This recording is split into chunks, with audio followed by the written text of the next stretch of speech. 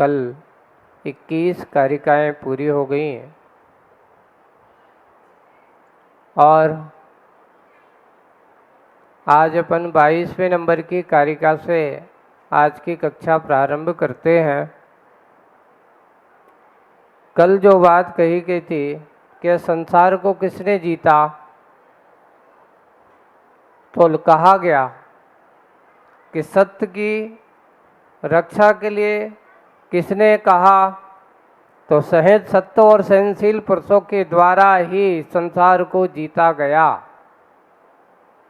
जो सत्यवान हैं, सज्जन थे, उन्होंने इस संसार को जीता। यानी किसी नगर पर जीत करके विजय प्राप्त नहीं की। कोई संसार कोई किले का नाम नहीं है, कोई नगर का नाम नहीं है। संसार का अर्थ है व्यक्ति के आंतरिक जीवन से जुड़ा हुआ राग देश आत्मिक परिणति का जो विचार है, उसी का नाम संसार है।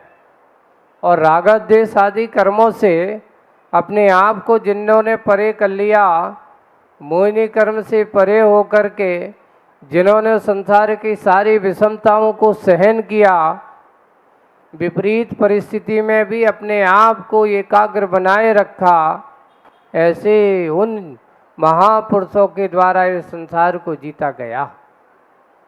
हम संसार में जीते तो नहीं, संसार में जीते तो हैं पर जीतते नहीं हैं। आप संसार में जी रहे हो कि नहीं जी रहे? किस में जी रहे हो? वही राग देश की प्रणाली में जी रहे हो, वही कसायों की परिणति में जी रहे हो। जीना अलग बात है पर जीतना अलग बात है। संसार को जीतने वाले महान पुरुष बने और संसार में मात्र जीने वाले अनादिकाल से संसारी आत्माएं हम सब कब से जीते आ रहे हैं पता नहीं, और कब तक जीते रहेंगे। अगर आपने राग देश और इस प्रकार का जीतने का प्रयास नहीं करे तो अनादिकाल तक जीते रहोगे। जीतने वाला ही सर्वश्रेष्ठ माना जाता है, वही पूजनीय होता है, आचरणीय होता है, आदरणीय होता है। आज का पुनः अपन 22वें नंबर की कारिका की ओर बढ़ते हैं। पेज नंबर 70 निकाल लो। 17, हाँ 70 है ना, 70। अब क्या कहा जा रहा है? कस्मै नमः सुरैरपि सुतरां क्रियते दया प्रधानाय कस्माद्दुर्विदितव्यं तव्यं संसारण्या यतः सुधियः संसारण्याः सुधियः यतः सुधिया ऐसा संसारण्यतः सुधियः। आगे कस्मै नमः सुरैः अपि सुतरां क्रियते दया प्रधानाय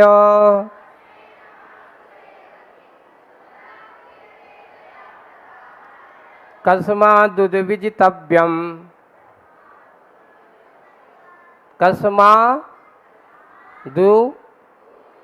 दुर्विदितव्यं विजितव्यम, हाँ ऐसा विजितव्यम ऐसा संसारण्यतः सुधियः।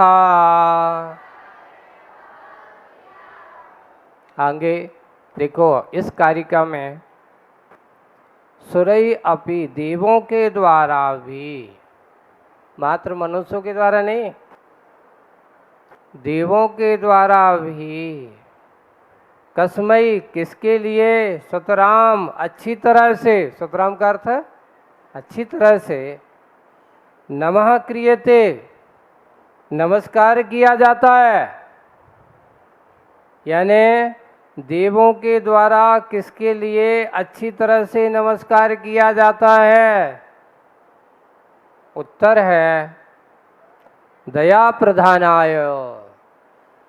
जिसके अंदर दया प्रधान पुरुष के लिए देवतागण भी क्या करते हैं?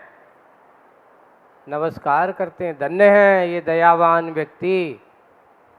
ये दयालु व्यक्ति जिसने ऐसे धर्म को अपने जीवन का जीने का अंग बनाया है और ऐसा जीवन जी रहा है कि किसी को मारने का काम क्या, किसी को मन में विचार अहित करने का विचार भी मन में नहीं लाता, इसलिए उसको दयावान कहा जाता है।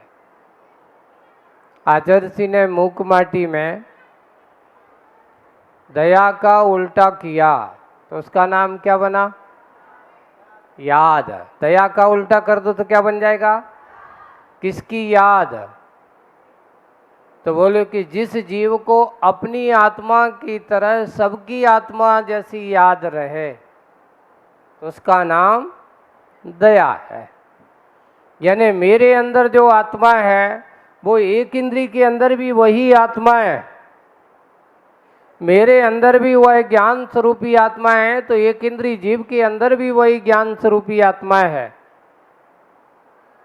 दो इंद्री के अंदर भी वही ज्ञान स्वरूपी आत्मा है, तीन इंद्री के अंदर भी वही ज्ञान स्वरूपी आत्मा है, चार इंद्री के अंदर भी ज्ञान स्वरूपी आत्मा है और पंच इंद्री जीव के पास भी वही ज्ञान स्वरूपी आत्मा है। आत्मा इतनी छोटी है और इतनी बड़ी है कि देखिए कि आत्मा का स्वरूप अगर देखते हैं, शरीर छोटा बड़ा होता है, आत्मा छोटी बड़ी नहीं होती। जैसे आत्मा तो शरीर के प्रमाण जितना शरीर है, आत्मा का स्वरूप तो बिल्कुल सदैव प्रमाणम ऐसा कहा जाता है। प्रदेश तो आत्मा की सूक्ष्म परिणतियां हैं। जैसे कि एक छोटा सा बल्ब जलाओ तो वो भी इस मंडप में जल जाएगा, बड़े बड़े हैलोजन जलाओ तो वो भी इसमें समा जाएंगे। वैसे ही आत्मा के प्रदेशों के बारे में कहा जाता है, आत्मा की परिणति भी बिल्कुल वैसी ही है जैसे लाइट के स्वरूप हो, जैसा वर्णन प्रकाश का वर्णन किया जाता है। बस दयावान जो होता है अपनी आत्मा की तरह सबकी आत्मा को जानता है। अब ये अपने आप की याद करता है तो उसको सबकी याद बनी रहती है। इसलिए दया जो होती है उसके लिए हमेशा अपने जीवन का अंग बनाओ, किसी को सताओ मत। आचर्षि ने एक दोहा लिखा है, बहुत अच्छा दोहा लिखा है, पानी भरते देव हैं वैभव जिनका दास। क्या लिखा? नोट कर लेना, हो सकता परीक्षा में दे सकता हूं मैं, इसलिए आज कह रहा हूं कि पानी भरते देव हैं वैभव जिनका दास, मृग मृगेंद्र बिल बैठते देख दया का बास। मृग मृगेंद्र, मृग यानी सिंह, मृग यानी हिरण, और मृगेंद्र अर्थ है उनका राजा जो होता है, मृगेंद्र यानी सिंह। तो मृग मृगेंद्र मिल बैठते देख दया का वास। ऐसा दया धर्म भगवान के समुद्र की बात कही जा रही है। आचर्षि ने देखो समुद्र में हमारे भगवान इतने दया के धारी होते हैं कि जो जन्मजात वैर भाव को रखने वाले हैं, जन्मजात वैर भाव को पालन करने वाले जीव भी भगवान उन दया आत्मा को देख करके वे भी वैर भाव को भूल जाते हैं। किसी प्रकार का कोई वैर भाव नहीं रहता। यहाँ सामने सिंह बैठा है तो उसके पास में जाकर के हिरण भी बैठ जाता है, और अगर जंगल में हिरण दिख जाए सिंह को तो वो पहली बात दिखने मात्र से सिंह दिख जाए तो उससे कोसों दूर भागता है। क्यों? क्योंकि वहाँ की परिणति अलग है और यहाँ की परिणति अलग है। दया का प्रभाव यही होता है कि जो दयावान होते हैं उनके अंदर ऐसे भाव, उनके पास बैठने वाले के अंदर भी क्रूरता के परिणाम दूर हो जाते हैं। और पानी भरते देव हैं, सबसे बड़ा सूत्र क्या है? दयावान व्यक्ति की सेवा करने के लिए देवतागण भी आगे पीछे घूमते हैं। एक और लिखा, आगम में लिखा है, सम्यक दृष्टि जो होते, यहाँ श्रावक मुनि की बात नहीं कही जा रही। सम्यक दृष्टि जो सच्चे श्रद्धानी होते हैं, दया, अहिंसा, करुणा को अपने जीवन का अंग बनाते हैं, धर्म का पालन करके अपना जीवन जीते हैं, ऐसे व्यक्तियों के, ऐसे मनुष्यों के लिए भी हजारों देवतागण उसकी रक्षा करते हैं।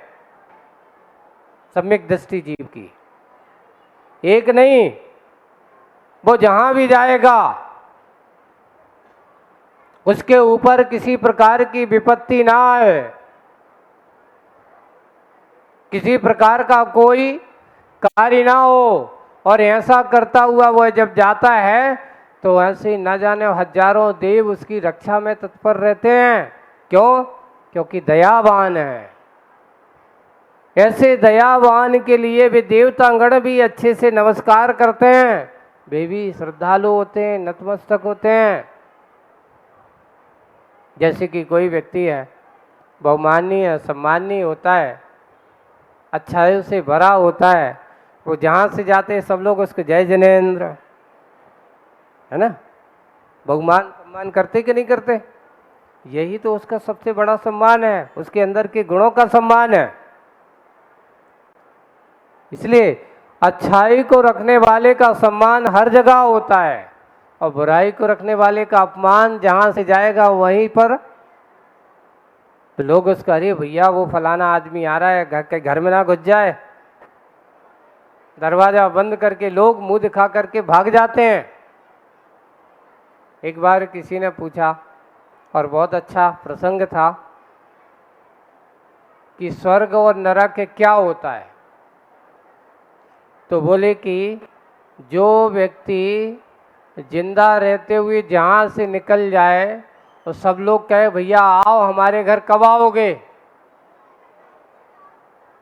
हमारे घर कब आओगे, पधारो, आपको बुलाएं, जहाँ से निकले लोग बुलाएं, आपको आदर सम्मान से कहें कि आप मेरे घर पधारो भाई, आप हम लोग से नाराज हो क्या?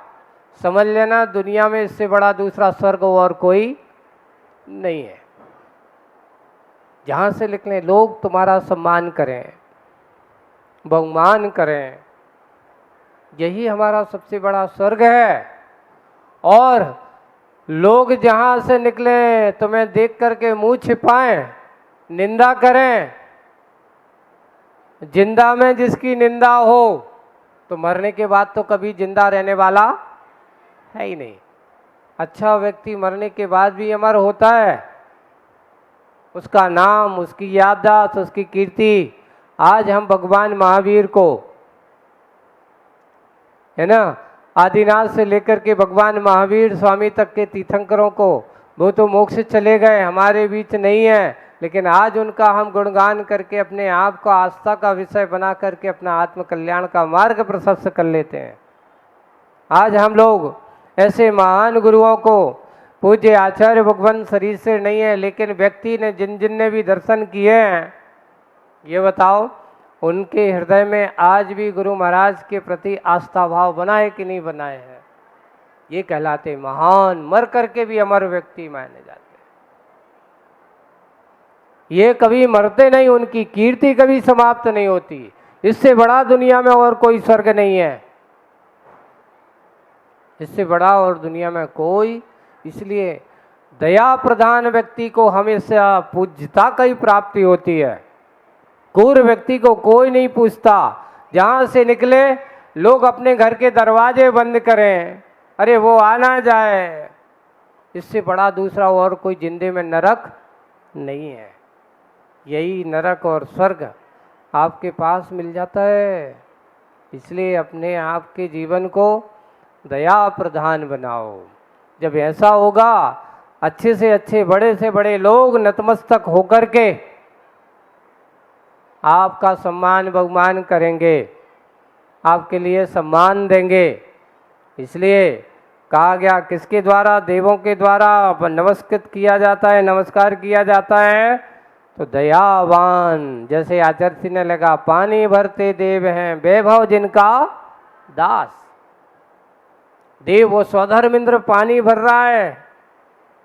भगवान जब अभिषेक होता है ना, पांडुक शिला पर, और जाकर के वो स्वधर्मेंद्र क्षीर सागर का जल लेकर के, पानी लेकर के आ रहा है। भगवान आपका क्या करना है? कलशों से अभिषेक करना है। पानी भरता देव है वैभव जिनका दास। वैभव का कुबेर। भगवान जहां बैठे वहां समूषण की रचना, सारा का सारा वैभव लगाने के लिए तैयार। कुबेर का खजाना खुला होता है, वैभव भी उनका दास होता है। महाराज आप कहो तो क्या करना है, आदेश दो।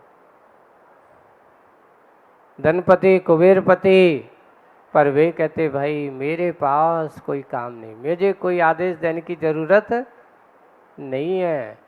वे कभी धन संपत्ति के पीछे नहीं भागा करते।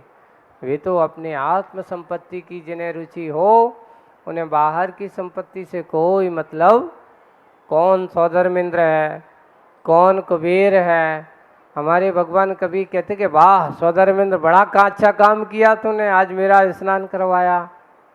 कभी उसकी प्रशंसा करते हैं? नहीं करवाते। तुमने महामहोत्सव किया, नहीं करते। वैसे ही हम सब यही सोचते हैं कि अपने अंदर की अच्छाई को लाना, गुण प्रधानता मुख्यता होना चाहिए, दया की प्रधानता हमारे जीवन में मुख्य होना चाहिए। इसलिए पानी भरते देव हैं वैभव जिनका दास, और मृग मृगेंद्र मिल बैठते देख दया का वास। ये दयावान व्यक्ति के गुणों की महिमा है। तो आज देवों के द्वारा नमस्कार करने योग्य कौन है? दयावान। कौन है? नोट कर लेना अच्छे से। अब अगला क्वेश्चन आता है, सुधिया बुद्धिमानों को कस्मात यानी किससे उद्विजितव्यम दूर होना चाहिए। विजितव्यम यानी उससे दूर होना चाहिए। किससे दूर रहना चाहिए? विद्वान लोगों को, सुधीजनों को किससे दूर रहना चाहिए? हाँ, संसार